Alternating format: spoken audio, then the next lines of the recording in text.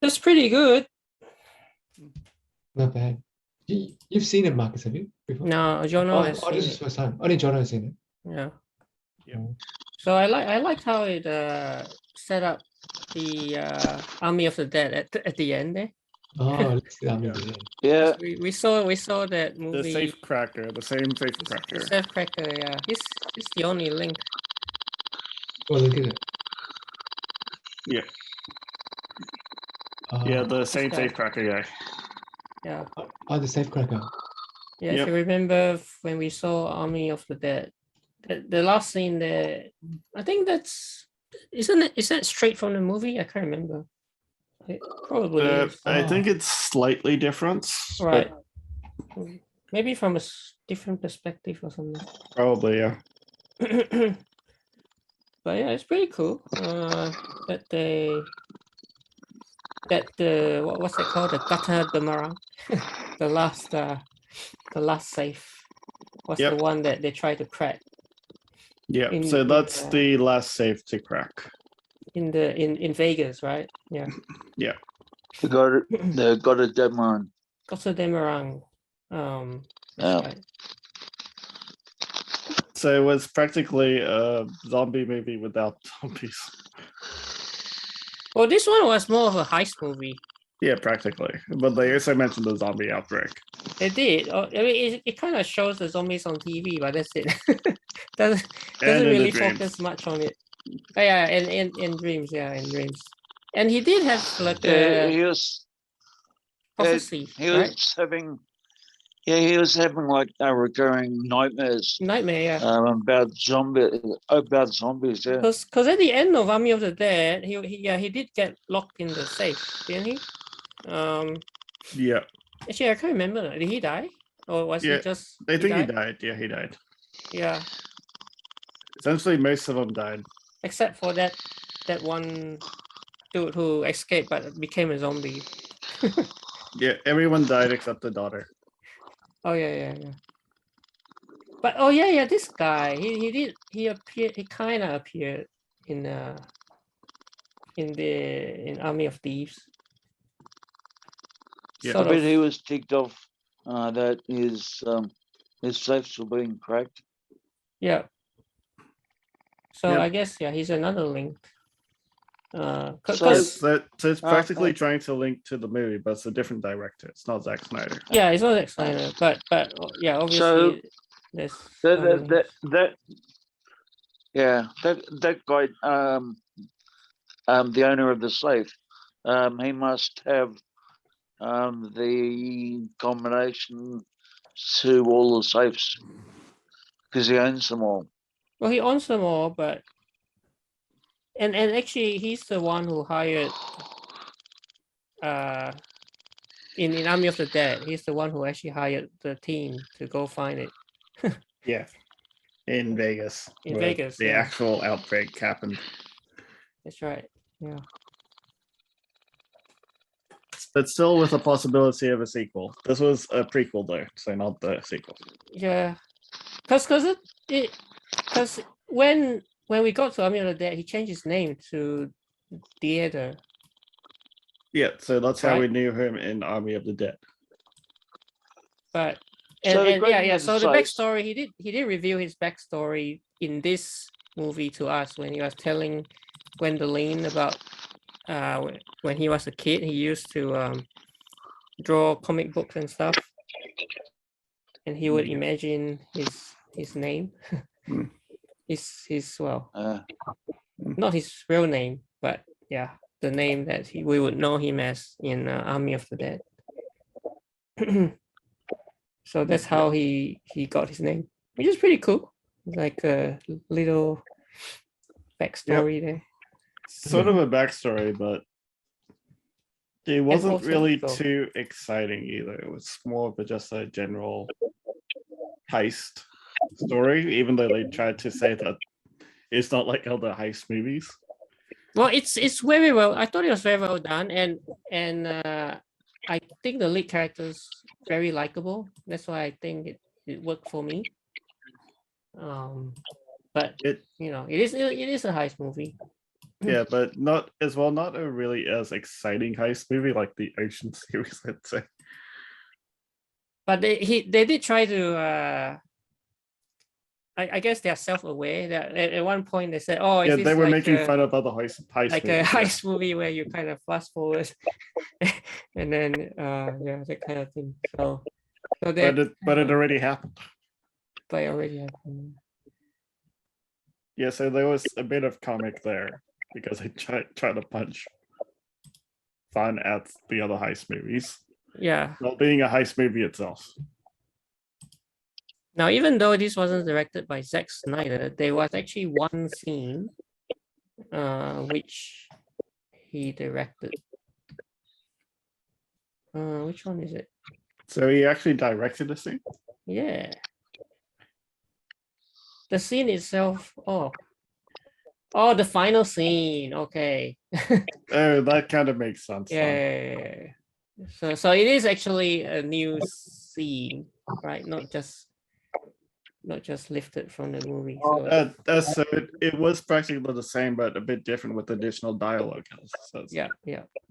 So not exactly the same. The last scene in California. Oh, the yeah. last scene, yes, that's right. Yeah. California, yeah.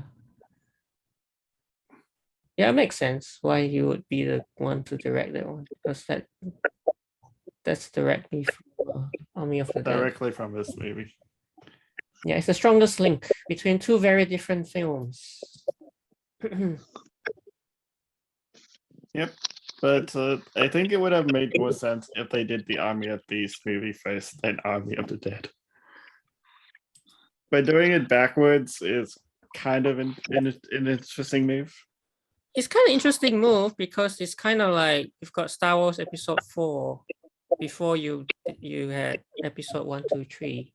So you sort of, it's like, oh, okay, yeah, now that makes sense. Yeah,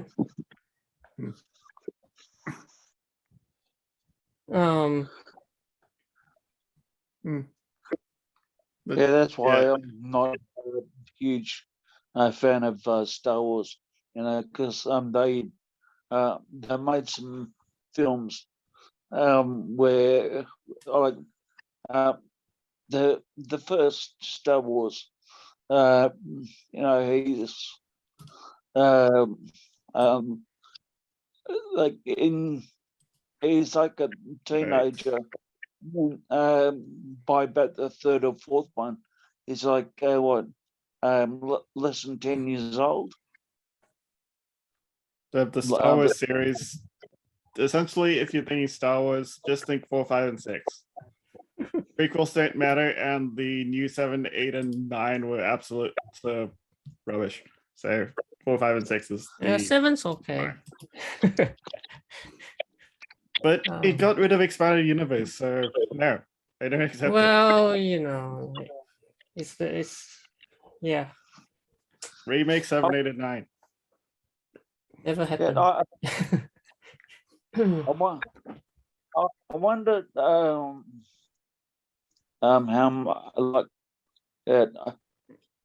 much how real the safes were. Oh, I mean, as in not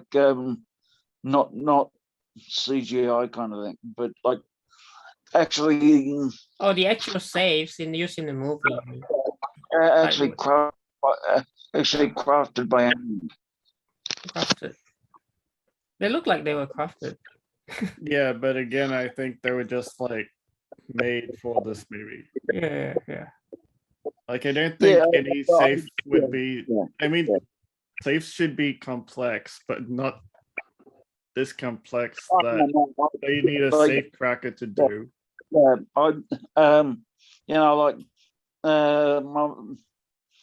the intricate lock mechanism stuff. I realized that was all bogus because I know a fair bit about safes and the gyroscopic ball movement that couldn't have activated the withdrawal of the three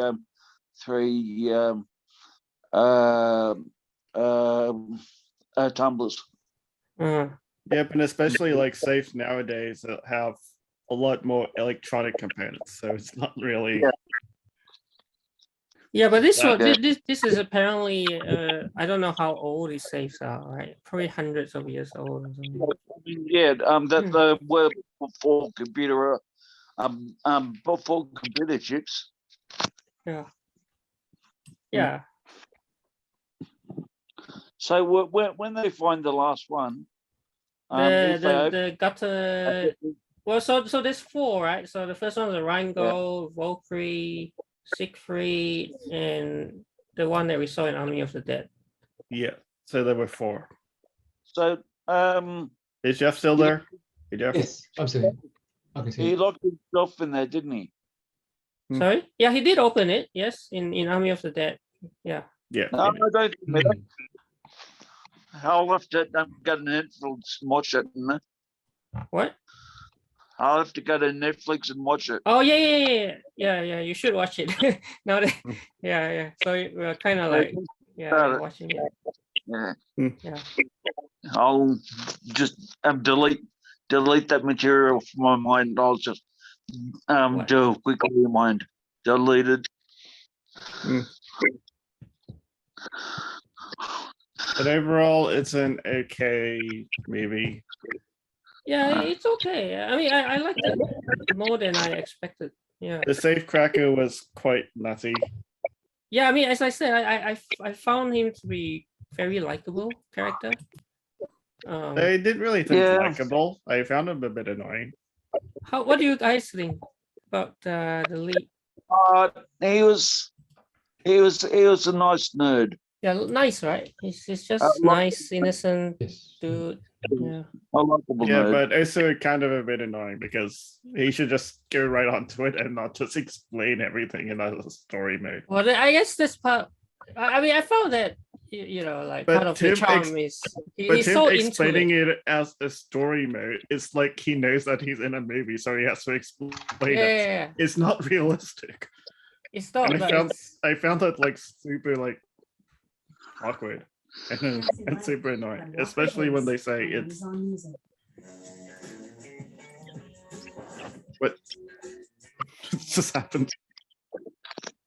some music. In the first half of the movie, I kept wondering to myself, has he got parents? Where are they? Are they alive? Oh. This kind of stuff. Because like day after day, you just like going to work and going back to do his unit. So yeah, I was wondering if he had any family at all. Like, It's not really clear, is it? Like, what? No. Yeah. Yep, my assistant just turned on music for some random reason. Maybe we triggered something. Okay, I think I triggered something. Whoops. That was my Alexa. That. Hey Alexis. Actually, that's funny. What was it? Like Brad Cage. It's a mashup of two names. Brad Pitt. Oh, And Nick. Andrew. And Nick Cage. Nick Cage. Brad And Cage. Cage had a baby. Yeah. Yeah. I had sex and had a baby. But you know what? The actor who played Brad Cage looks a little bit like Hugh Jackman. I don't know if you thought the same way. I thought he looked a bit like Hugh Jackman. I didn't think so. He doesn't look like him at all. Like a young Hugh Jackman. Put them I disagree. They don't look anything similar. side by side, and they look very similar. Yeah. Maybe from a distance, but once you get close, the facial features are quite different. Brad Cage. Who's the actor? Let's see. Stuart Martin. Don't know him. Probably a new guy. Stuart Martin. Oh, actually, someone said the same thing as me. Let me share this. Stuart Martin looks like a younger Hugh Jackman. I don't Right, think so. right. See? No, I don't think so at all. It looks quite different. Which one's Hugh Jackman? The one on well, the you can right. tell, Bill. The right one. It's obviously the right one. Yeah, but I definitely see a. Well, see the that- eyes are different. The nose is different. The mouth shape is slightly higher than Hugh Jackman's. He probably doesn't have claws. Really close, but you know. Maybe yeah. maybe only the hairstyle, but that's practically it. They look quite different. Yeah. Hugh Jackman's got claws, right? Like, That's Wolverine when he plays Wolverine. yeah, but Uncanny, man. This guy says. I thought that Hugh Jackman was always Wolverine. Just Yeah. you know, Yeah. yeah. Don't burst my bubble.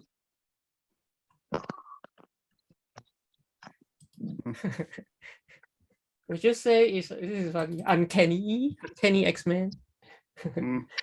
Well, some people do want to look for like lookalikes, Yeah.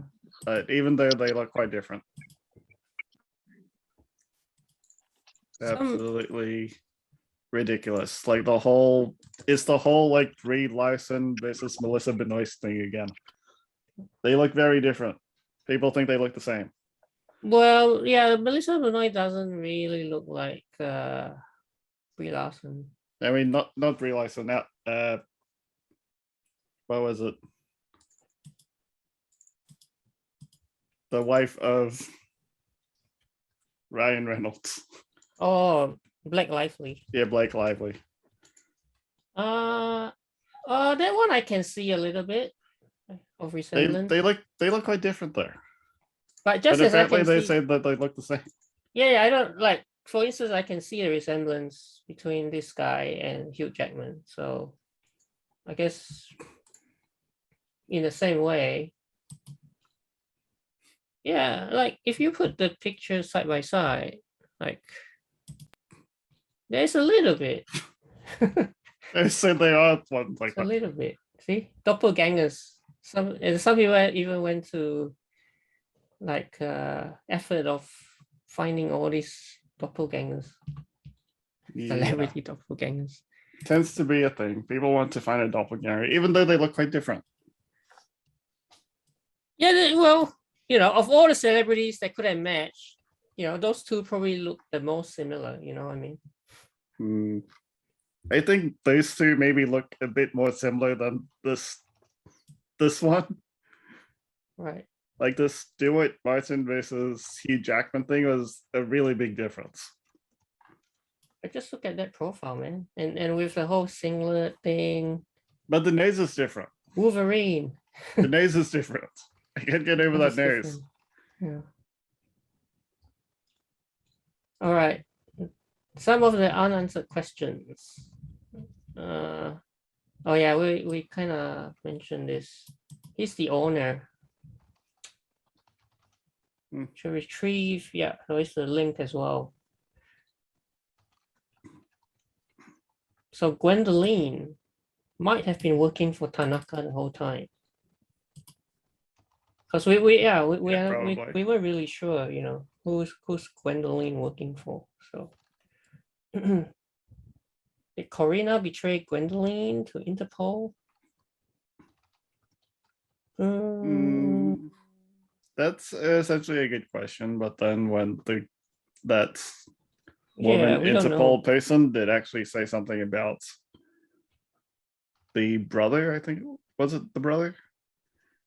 Then maybe she said something. That's why I said. Right. Oh yeah. So maybe she relented. Yeah, reluctantly did it because when she went into the car, she did actually says. Giving them up would be a much better exchange for ensuring her little brother's future. So maybe the brother, do something. And why did Delacroix just let Dieter escape? Well, if he didn't, the army of the dead wouldn't happen. Well, exactly. Well, he needed for the plot to work, but yeah, but it doesn't make sense, right? To let go of such an important suspect. It kind of does make sense because he really wasn't. He was. You mean he wasn't involved? But, He was a safecracker, though. exactly. Like Delacroix had been focused for years on trying to get the other guys, and not the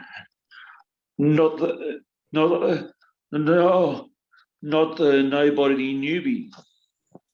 Yeah, true. So maybe he just said, "Oh, all right, let him go for now." I mean, he only just like found out about him day or so ago from YouTube. From YouTube, that's funny too. He got 2 views. one view from. Even I can do better than that. Yeah. 2 views. 2 views. One from Gwendoline, the other from Delacroix. So Gwendoline only found him on the first try though. Yeah.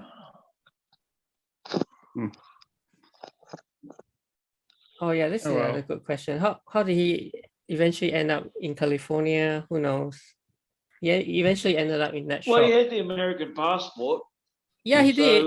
And he would have had all that money that he could have exchanged. Passports and tickets for both him and Gwendoline in the bag. Although we never never shows us how he eventually got there, but I guess it just makes sense that eventually he'd end up somewhere. Yep. Oh, hang on. And as well, we do kind of know that he doesn't get to Gwendoline again. Yeah. It kind of doesn't make sense how it gets to America, because America was like full of the apocalypse, the dead kind of people. Yeah, zombie apocalypse happening. The zombie apocalypse, as they said in Army of the Dead, was localized to Vegas. Yeah, that's true. It was still very localized, but at the end, which we won't spoil, something happens. Yeah, so they kind of completely walled up Las Vegas. So that was the center of the zombie apocalypse. I think I've seen that, and they dropped a bomb on it, I think. Yeah, they did. Yeah, they did. Yeah, I think I have seen it. Oh, you've seen it? Okay. Okay then. Maybe you can watch it again. But effectively, from that, essentially, they destroyed that zombie apocalypse, but now it's going to spread. Yeah. My memory is about as useful as rice paper umbrella in a thunderstorm.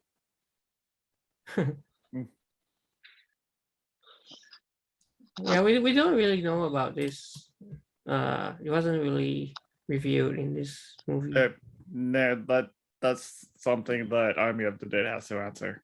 Yeah, the third movie could shine a light. So yeah, because this movie was nothing about that at all. Nah. Practically nothing about the zombies. Just that they mentioned the zombies just a mention. Times. Yeah.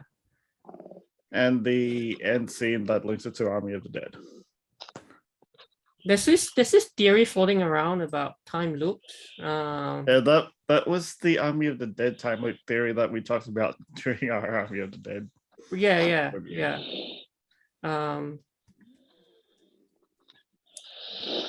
That's the idea that each time it's practically the same team that goes in each time, and it gets a bit further each time.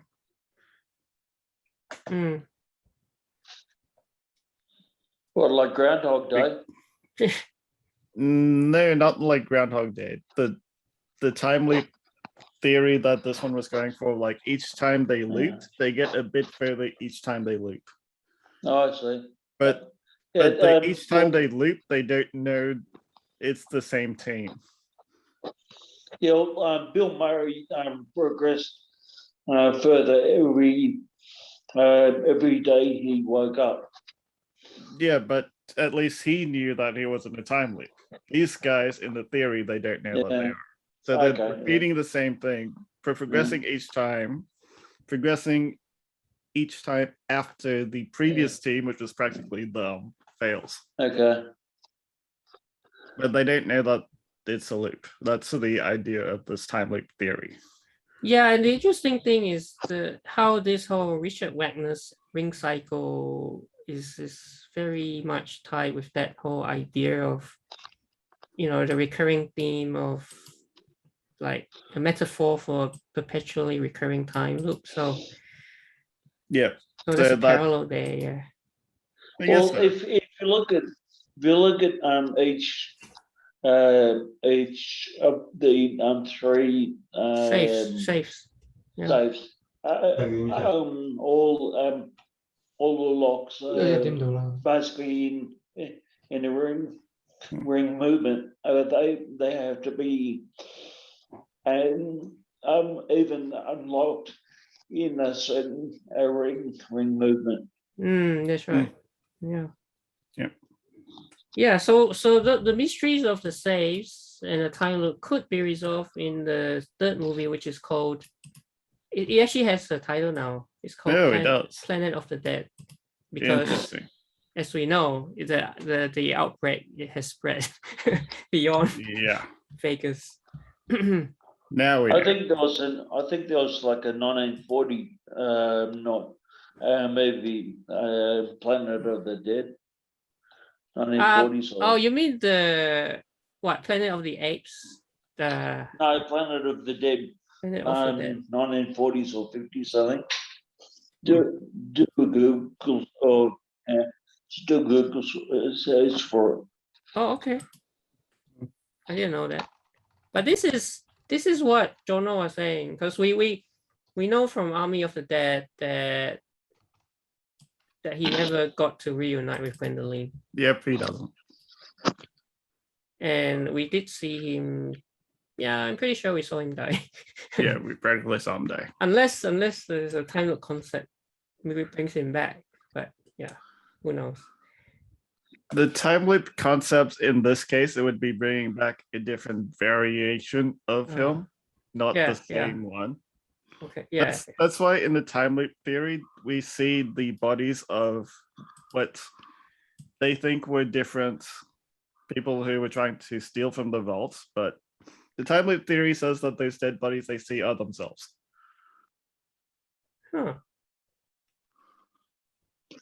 I looked at that theory before, so I understand that theory. Vendero's time loop theory. But yeah, so as you say, there's still a possibility that they'll get another chance to reach the vault. In fact, we never saw this, but there is a prequel, anime prequel, and which I think is on Netflix already.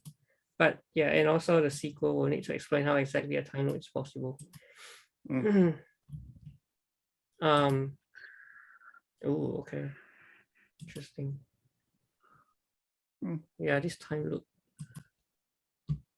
theory is quite interesting. Actually, it's an interesting thought, but it means that's a time loop within the same timeline in a way.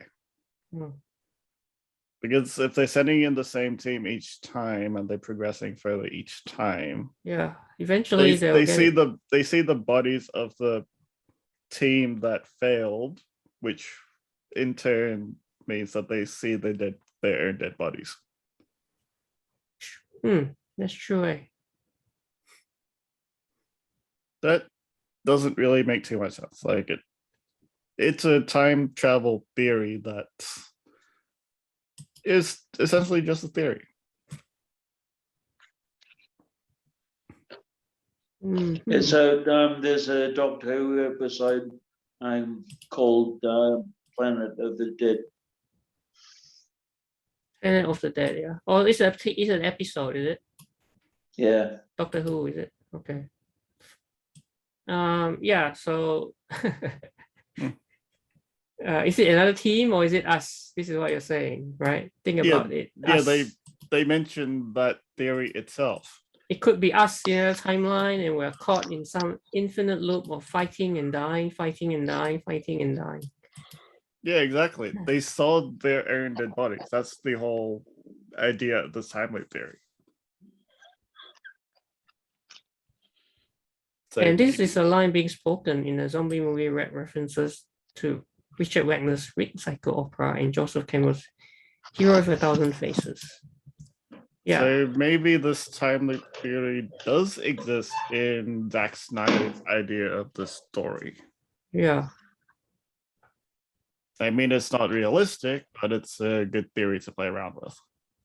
It makes a good movie. Time loop movies are kind of interesting.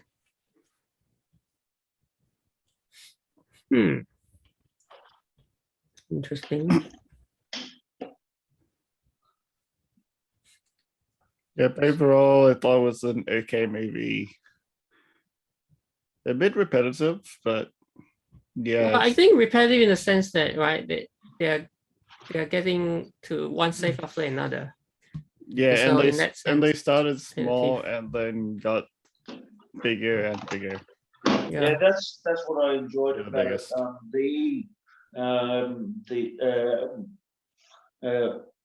The safes getting harder to crack. Harder and harder, yeah. And they looked harder to crack. Yeah. I mean that last one with 9 tumblers. 9, yeah. Was it? Yeah, it's 7 or 9 tumblers. Yeah, 9 tumblers. But it seems like the second one was the one that threw him off a bit. Yeah, it kind of gave him one more try before it will lock itself. Yeah, and then he didn't seem to make a mistake with the third one. Yeah. Although the died third with one the was fall. hard because the vehicle was moving. But he still didn't make a mistake. Yeah. And in the fourth one, he dies after opening it. I wonder yeah. if they were exaggerating about the number of possibilities. The trillion or something. Yeah, like 44 trillion. I don't think so because those tumblers were pretty small. They wouldn't, they couldn't have been 0 to 99 or 100.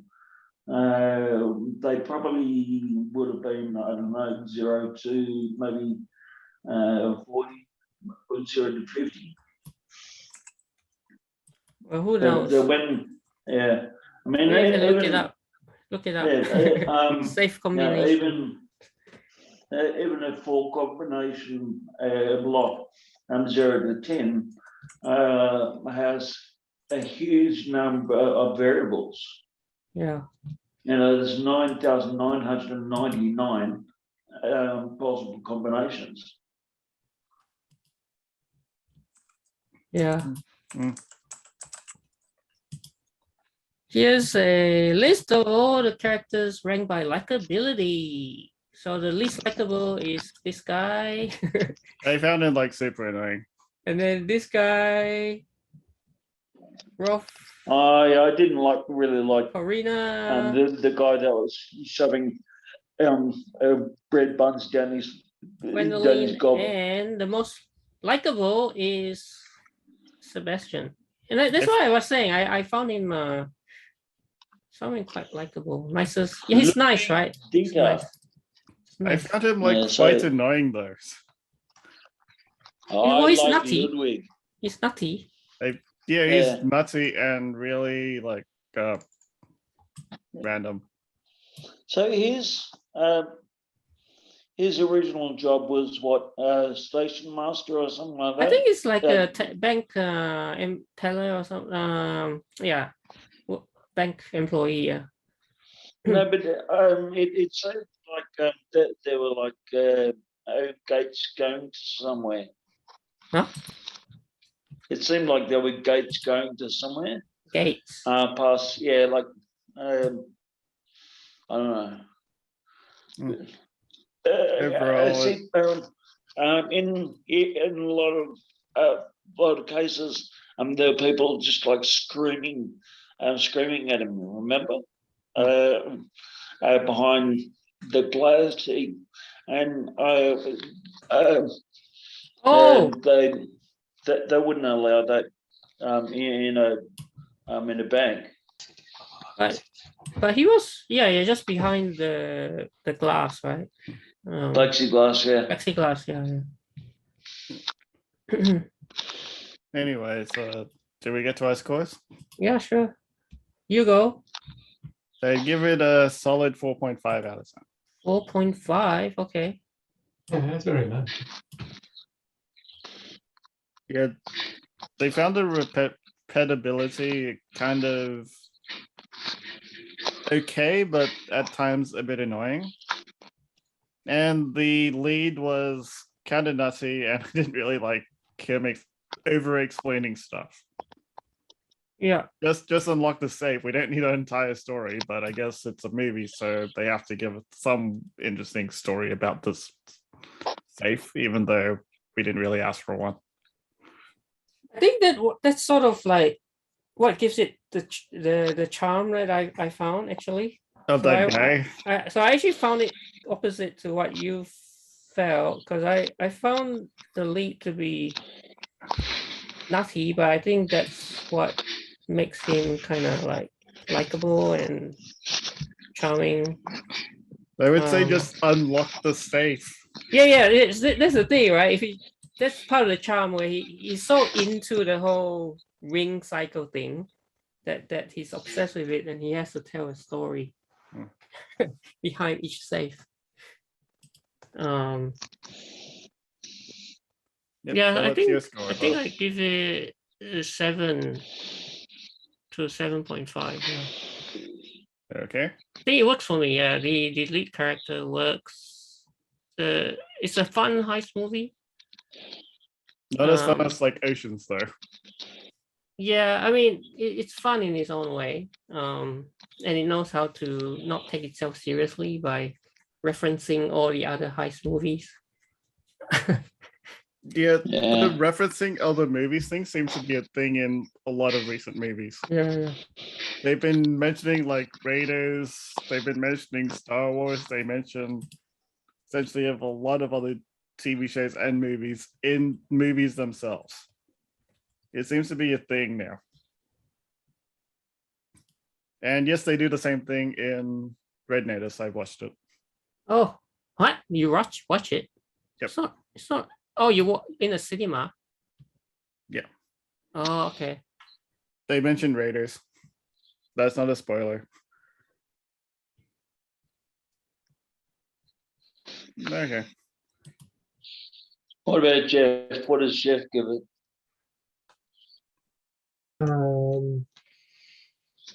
6, maybe 6. It's not bad actually. You said this is there's a sequel after this one? No. This is a prequel to the movie that we saw. Oh, the Army of the Dead. Yeah. There's no other one coming out, is it? No. There is a Army of the Dead 2 coming out, I see. which is called Planet of the Dead. Yeah. When's that one coming out? Not sure. Unknown yet. Oh, wow. Okay. Yeah. Interesting. So it's like a trilogy, maybe. Well, kind of. No. So this is all we know. The title has been reviewed. It's called Planet of the Dead, and I don't know if Zack Snyder's gonna direct it or not. But he's gonna continue the story. Well, he did do the first one as well. Well, yeah, he did Army of the Dead, but not sure if he'll be back for this. I mean, he did Dawn of the Dead. Oh, yes. Which was the original first one. But I don't think Dawn of the Dead is connected, right? To this. Yeah. essentially he did say that he wanted it to be connected. Yes. Yeah. Okay. So that's the faced one then. Right. First. Okay. And this movie was not by Zack Snyder. No, it wasn't. Someone else. Yeah. So Bill. Well, I found the kind of the electricity between